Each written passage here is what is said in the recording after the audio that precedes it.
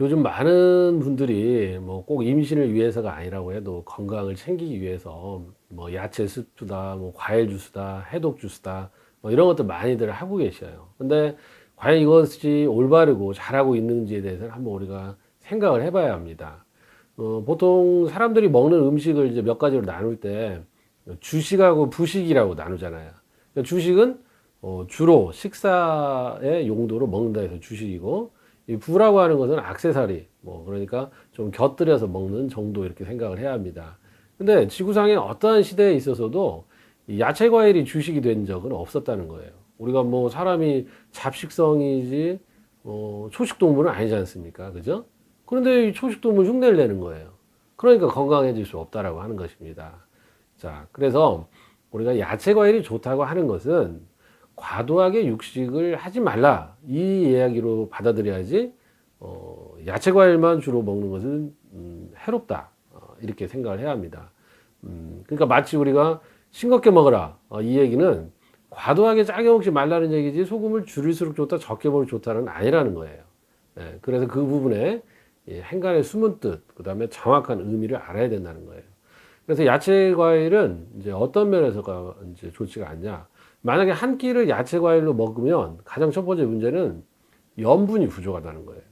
그래서 방금 전에 저염식 말씀드렸지만 요즘 거의 저염식이 대세인데, 우리가 소금이 몸에서 부족하게 되면 우리 몸에 수분이 부족하게 돼요.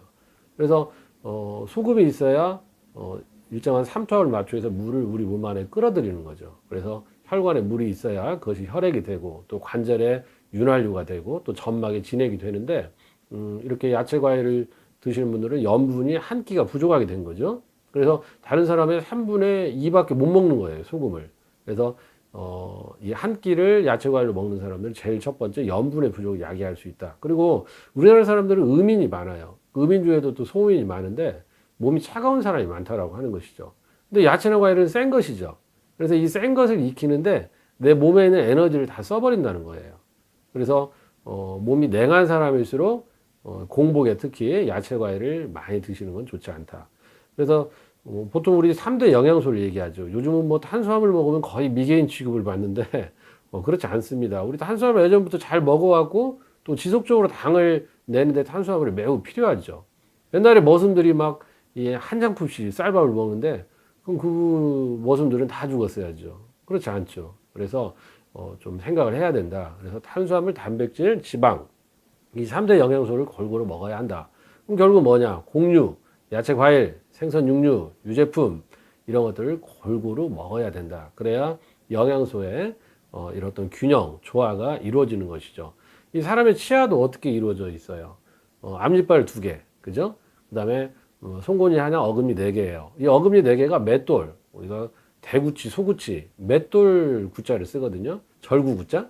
그러니까 이거 빻는다는 거죠. 그래서 탄수화물 4, 그 다음에 야채 과일은 이 앞니로 자르는 거예요. 그래서 야채 과일 2, 그 다음에 송곳니는 육류를 저미는 송곳, 육류가 1.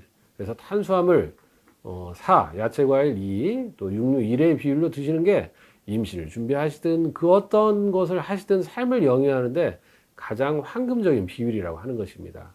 그래서 여러분들 야채 과일을 너무 드시는 건 좋지 않고, 특히 또 야채 과일은 성질이 차기 때문에 몸이 차가운 소음인들, 이런 분들은 식사를 하시고 나서 그냥 디저트의 형태로 드시고, 그것도 오후에 해가 있을 때, 따뜻할 때 드시는 것이 좋지, 해 넘어가거나 아니면 아침 이른 시간에 공복에 드시는 건 오히려 설사를 유발하고 소화흡수에 방해를 야기해서 임신에 오히려 방해가 될 수 있다는 점을 꼭 인식하시기 바랍니다.